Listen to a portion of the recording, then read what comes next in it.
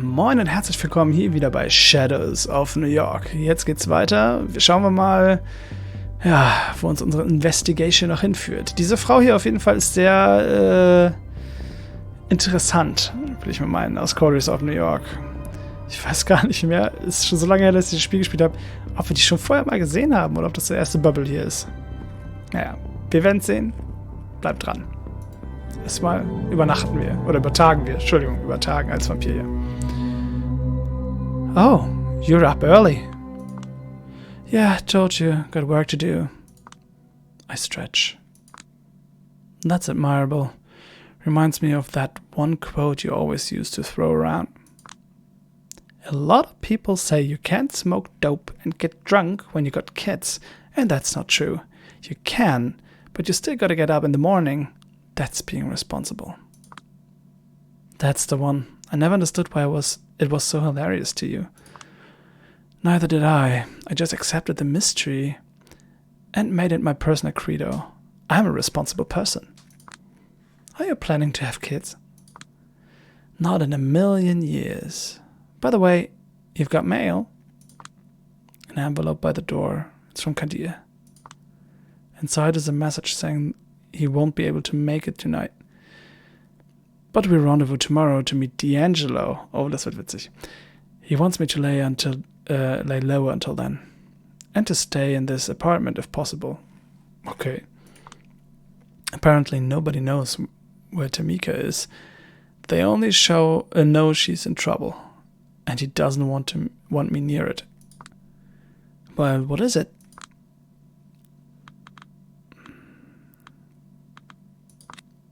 Looks like I need to hit the town. Next late. Probably useless, but the investigation continues. Sollte sie nicht da bleiben? Naja. Would be fun to spend some more time together, you know. Jetzt könnten wir es doch. Dakota, you know this is important to me. I know. But I'd like to know I'm important to you as well. That makes two of us. Just a few more days. I will find the killer, kick his ass, get a promotion, and we'll do something we've never done before. Like what? Good question. I'll think of something.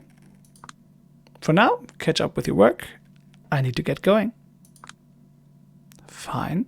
Good luck. Stay safe. You know it. Big Beat Burger, oder wie hieß das noch? This place is weirdly empty tonight. Ah, well. I'll have the usual.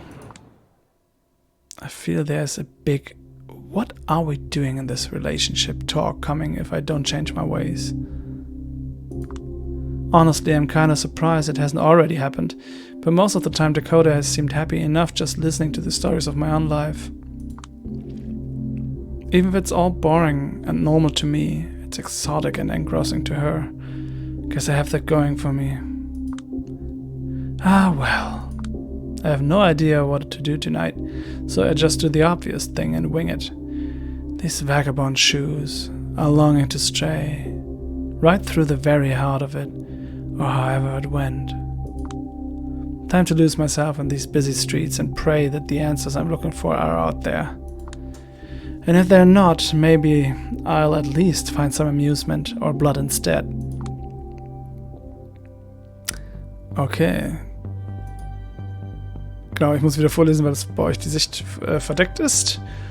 Camera shyness. No, I don't want to be the part of your goddamn interview. Look, can I not be bothered for one goddamn second? You're not listening.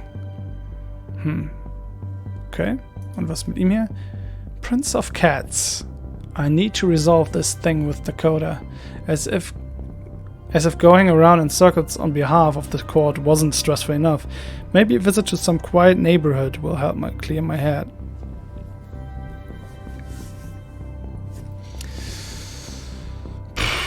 Ja, ich bin auch dafür, dass man was für Dakota macht. Nehmen wir den. Das ist jetzt wieder das Bild von dem Primogen der, wie heißen sie noch? Duskborns. Wie heißen die nochmal auf? Wie heißen die nochmal auf Englisch? Auf Deutsch. Duskborns. Jetzt vergessen. Ist auch egal. Daywalker, wie auch immer. There it is. The distinct vibe of Manhattan's residential area. And an unmistakable scent of casserole enveloping the surroundings in a heavenly aura. The atmosphere of desolation makes it feel more like purgatory, though. There's not a single soul inside, and... Ah, crap! Looks like I'm not alone after all. Some guy exerts himself climbing a nearby tree.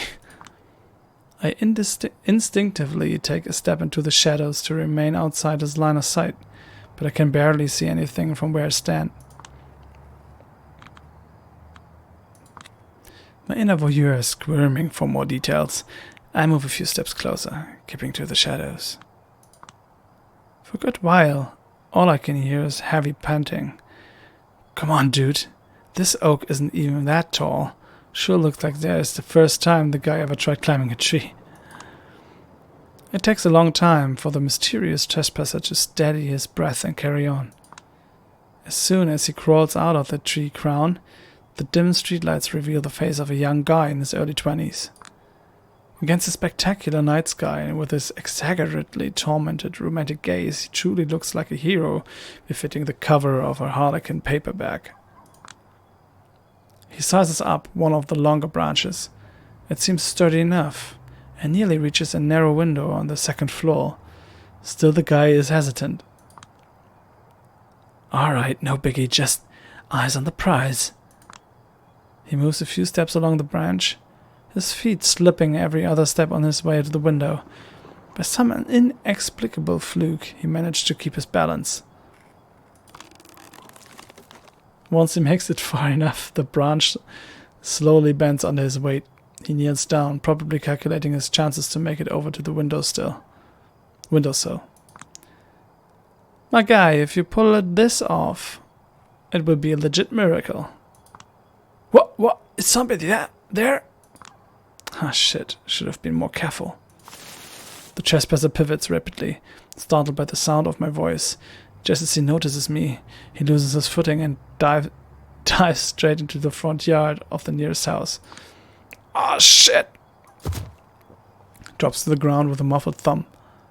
Luckily for him, the lawn hasn't been trimmed for a while, and the tall grass cushions his landing somewhat.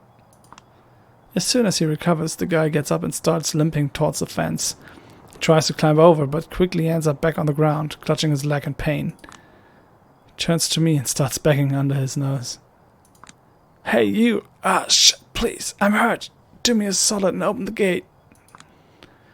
Well, with his ankle twisted, he's not going to get out of this mess on his own. And it's not like I'm particularly law-abiding. Break the gate lock. Let residents know he's here. This is fishy, leave him. Ah, come on. So why shouldn't I help him? Just stay where you are, don't move. I don't know how to... And shut the fuck up, relax, I got this. In 2 swift bouncy steps I reach the front gate. Obviously it's locked.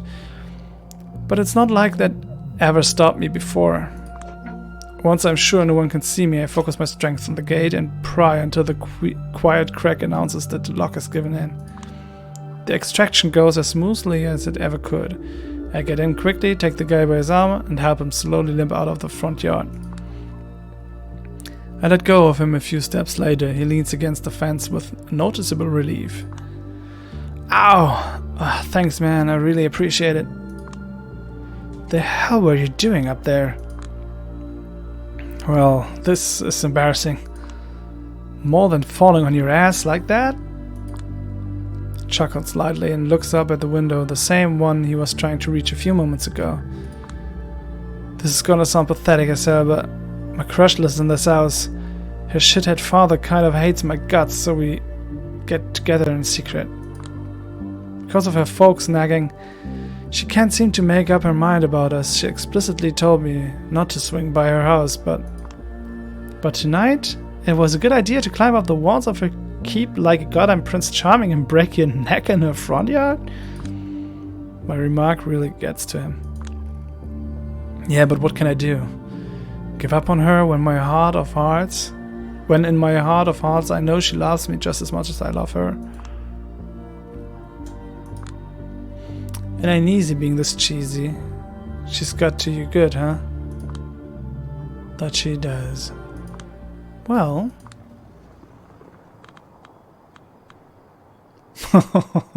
Na, ich bin nicht hungrig. Tough shit, pal. Think fast. I pick up a round pebble and toss it at the window. In a few seconds it opens with the creak of a wooden frame.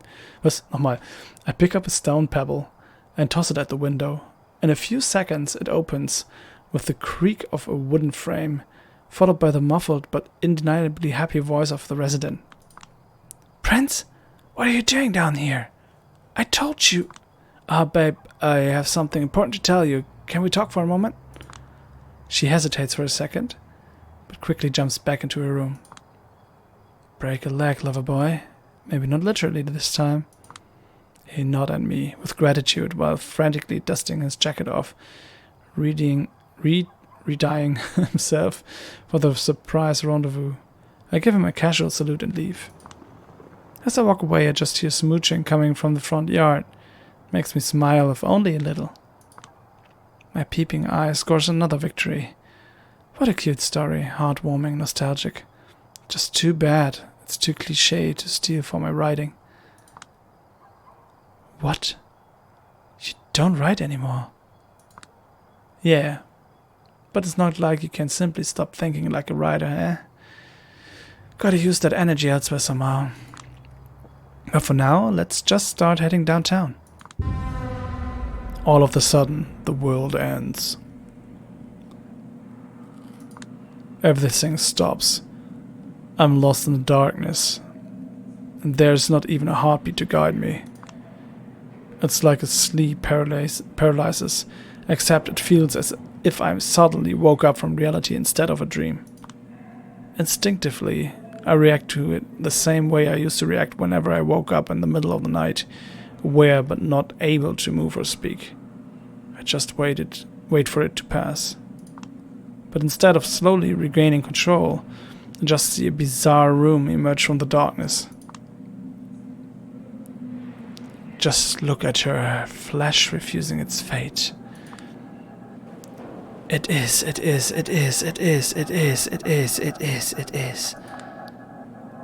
is not the one you were looking for, is it?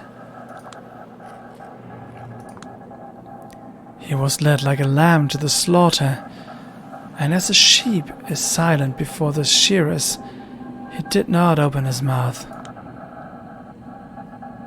There is none righteous, not even one. There is none who understands, there is none who seeks for God. All have turned aside together, they have become useless. If anyone curses his father or mother, he must be put to death. Raging waves of the sea, foaming up their own shame. Wandering stars for whom is reserved the blackness of darkness forever. For we wrestle, not against flesh and blood, but against principalities, against powers, against the rulers of the darkness of this world, against spiritual wickedness in high places. And in those days shall men seek death, and shall not find it, and shall desire to die, and death shall flee from them. Whenever I become one with the darkness, there's always this nagging fear that it might be impossible to become the normal me again. That instead of the shadows returning to normal, I will let my consciousness be dragged somewhere else, somewhere between the worlds. Somewhere like this, wherever this is. This is the first time that fear has come true. Are you afraid? It's a bad idea to answer. Don't do it. Yes. Excellent. Excellent. Excellent. I think I need to sit in this chair. I think. I need to sit in it. Sit in this chair. Die machen das mit mir scheinbar. I sit in the chair. Still in the lean years and unworthy of joining the rest. However, the path is open, and it's path of obligation, liability, a debt that will be repaid one day. And when she asks you what brought you here, let your response be a scent of death. Suddenly, I feel my mind beginning to drift away from here, and slowly starting to regain control over my thoughts. No, you aren't. Yes, I am. Fine. Think whatever you want. I find myself in a dark corner, leaning against a wet, cold brick wall. I think I'm conscious again, back from wherever it was, awake, but in an unfamiliar place. Well, let's just hope it's still in New York City. I emerge from the shadows to see where I am. A source of light above my head momentarily blinds me, causing me to instinctively raise my hand. As I do, I hit some sort of garbage bag with my hand. It falls to the floor, letting loose a metallic din. What the fuck? A woman. Oh, das ist Tamika, oder? I feel her hand grabbing my clothes. She brutally drags me closer. With one of my hands already above my head, I raise the other. Easy peasy. I mean no harm. Ja, das ist sie tatsächlich. How long have you been here? I don't know. I've got no idea what I'm doing here. Or in general, really. It's like sometimes the forces I control figure out how to control me. What are you, a junkie? No, you're kindred. Yeah. Keep your shit together, dammit. I'm Julia Savinsky, the representative of the La Sombra in New York City. Camarilla? Uh-oh. I'm a Camarilla investigator. Well, if you came here to catch me, you're gonna be sorry you tried, Miss La Sombra. No, stop right there. I wasn't ordered to catch anybody, I'm just investigating Douglas Callahan's death. This surprises her. She loosens her grip slightly. Callahan is dead? Nothing left but a rotten carcass and a musty robe. Well, I'll be damned. I've been off the grid for too long. What brought you here? A memory from a different world pops up in my head. Yeah, I think I know the right answer. A scent of death. She lets me go. I rub my eyes and finally get a good look at her face. Ich find's cool, dass sie die Charaktere teilweise nochmal gezeichnet haben. She's gorgeous, and judging by her nomadic clothes and a particularly fierce aura, she's probably an Outlander. We'll have a talk, you and I. Sure, what's your name? Tamika. Pass me a smoke, will ya? If only it could, my heart would skip a beat right now. Tamika. I guess once again, someone out there led me to the proper path. Yeah, sure. When I pass her a cigarette, I realize I'm standing on something wet. Something that smells tasty. Look at my feet and see a puddle of water mixed with blood. Oh, I get it. Where these guys? First Light? Oh, das ist ein cooles Bild. Oh, das mag ich. Das ist sehr cool. Ja, das ist ein schönes Bild. The high-powered guns and expensive-looking outfits, flashbangs, tasers, all chosen specifically to combat the undead. I recognize that equipment from some horror stories I've heard. First Light C. Usokom. Whatever they call themselves. Also SI, Second Inquisition. They all bleed out the same. Usually before I have the chance to ask them a single question. Government-funded inquisitors. Some claim they're connected to the US government. Some claim they're supported by the anti-kindred faction in the Holy See. Some have even wilder theories. You did this all by yourself? Have you seriously seen nothing? Nothing at all? I shake my head. Believe it or not, I have no idea how I got here. I just kinda let the shadows guide me. Is that a La Sombra thing? I never actually talk to any of you. No idea what you guys can actually do. Still learning the ropes myself. Go with the flow and all that. My embrace was just a month ago. Huh. So your folks are with the Ivory Tower now? Last I checked, you were with the Sabbat. The Camis wouldn't forgive all of the trouble you've caused them overnight.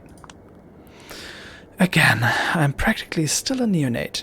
I just know there's a lot of bad blood between my clan and the others, and that I can expect at least one glare of pure contempt whenever I visit the Elysium. Ha, I see. We smoke in silence for a short while.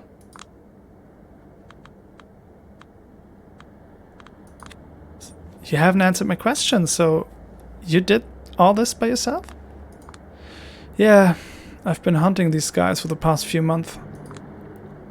Aren't they extremely dangerous? Almost got me for good last year. Took me a few weeks to get back in action. Then why are you doing this? Those motherfuckers have an unfortunate tendency to hurt people I care about. My brothers, my sisters. I see. I don't know how it is in the other cities, but here, funny enough, they only seem to target marginalized and radicalized kindred. Ones that could theoretically pose a threat to the current order. Meanwhile, the establishment in New York City hasn't really changed ever since Calibros stepped down. Quite the opposite. Every SI raid in this city has only strengthened the old paradigm. Interessant. Almost makes you think that their goal is something other than protecting the citizens from the blank body menace. Tamika throws a cigarette into the puddle, unfinished, and crushed it under her heel. She obviously has difficulty smoking. It's like she's only ever tried it a few times. I assume she saw me carrying a pack and decided to try it to calm her nerves after the battle. Or maybe she just wanted an excuse to make our conversation less awkward. Who knows? So, are you planning to snitch on me, Shadow Girl? And why would I do that? Let me get this straight. You really think I'm dumb enough to believe for 1 second that the camera investigator would just so happen to stumble upon the alley where I just killed a bunch of SI motherfuckers? If so, you're the one who's dumb, sister. I don't care if you think I'm dumb. I don't care about SI. And I don't care if you believe it was a happy accident I met you, especially considering not even the sheriff knows where you are. But I care about solving the mystery of Callahan's death. And as it happens, you're one of the pieces of the puzzle. What? What are you talking about? I found this on his body. Well, what remained of it. I show her the note. She tries to grab it, to read it, but I don't let her. Aside from your name, we've got Hope, Agathon, D'Angelo. You know them? Passingly. Any idea why Callahan would need a list of all your names? I might know why, yeah. Do you? Absolutely. Do you know a man going by the name of Torque? Huh. Of course I do. Do you know about his connection to Boss Callahan and by proxy to this list and me? No, I'm all ears. Well, too bad, because it's classified intel, sister. What do you mean by classified? Not free. Ah, great. As if I were in the position to or could afford any sort of quid pro quo. But fine, let's hear it. What do you want? She motions towards the bodies. I've got too many of those assholes. They're tightening the screws. As it is, New York City is no longer safe for someone like me. Well, not that it ever was. Oh man, bracing for something unreasonable. What I need is a way out of the city. You offer that to me, I give you the intel you need. Huh. Would you look at that? That's something I can handle, actually, yeah? She raises her eyebrows. That's a surprisingly confident answer for a practically still a neonate. I'm something of an immigration officer. Psh, gotta say, you sound awfully close to a cop. Almost as bad. A bureaucrat. I know of a secret pathway that would lead you to the West Coast. 100% safe travel. And if it took it, it'd be untraceable. Sounds too good to be true. What's the catch? Wait until you see how much it costs. The only reason I know of this route is because of a certain Nazi criminal group reached out on me on account of my position and offered a mutually beneficial deal regarding illegal kindred travel.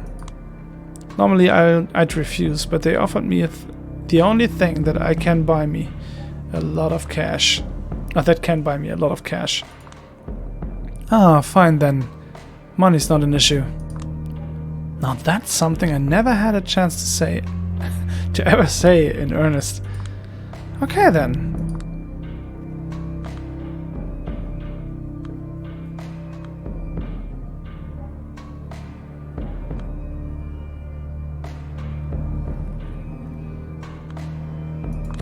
I guess you want me to help you out before you do anything for me? Of course. But would you even accept this kind of deal? Hell no. Right, so we need to think of something that actually benefits both of us, hmm? She lost in her thoughts for a moment, then speaks up. Have you made talk before? In the course of your investigation? Or before? I wanted to, but on the anarch side I only managed to meet Mia, and she wasn't keen in the idea of the two of us meeting. Ah yes, Mia. Her expression betrays she's got some vicious stories to tell, but it would be beneath her to divulge them. Too bad, maybe it could be a bonding experience. Though here's the thing. A few months ago, Torg and I were together. A lot of things happened, long story short, I no longer feel close to him. But from what I know, he still feels close to me. Back when I thought there might be something between us, I gave him a ring that has a lot of sentimental value to me. And since these days sentimentally is all that keeps me going, I want it back. So my suggestion is, tell Torg's people I sent you to get inside the space of operations. Meet up with him, ask him your questions, and convince him to give my ring back. Get to interrogate him, then I get to have my ring back. Then you hear my side of the story. Then I get to leave the city with your help. Everybody wins, more than once.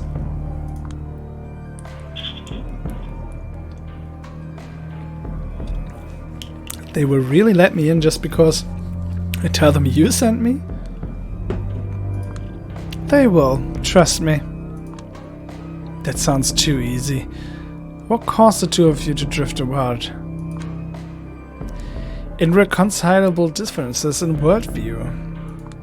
Well, I assume so, but that's a diplomatic answer. I'm so going to involve myself in the relationship drama of two ex-lovers. I'll need something more to go on. Will you? Yeah. She picks her words carefully. I realized I had become an element of his carefully crafted projected image. Having me as a radical partner allowed him to present himself as a mediator while paying lip service to revolutionary ideas. A mediator?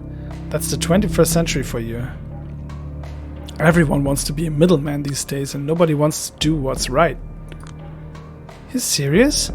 Whenever I hear about Torg from the Enkilla, they talk about him like he's the second coming of Mao. If he ever seemed that, it's only because from time to time people like me pushed him into doing an uneasy thing. Ever heard of the Southern Wolf and the Northern Fox? Both of them want to eat you for dinner, but only the Southern Wolf makes it immediately obvious. The tricky Northern Fox makes eyes and allows you to pet him before taking a bite. Torg loves to surround himself with Northern Foxes. They talk of compromises, but they seem reasonable compared to the opposition. But at the end of the day, They have eyes on the same prize. Power. Hearing this gives me a foreboding feeling, but I can't quite nail down why. Alright, tell me where to go, and I'll tell you where we'll meet later.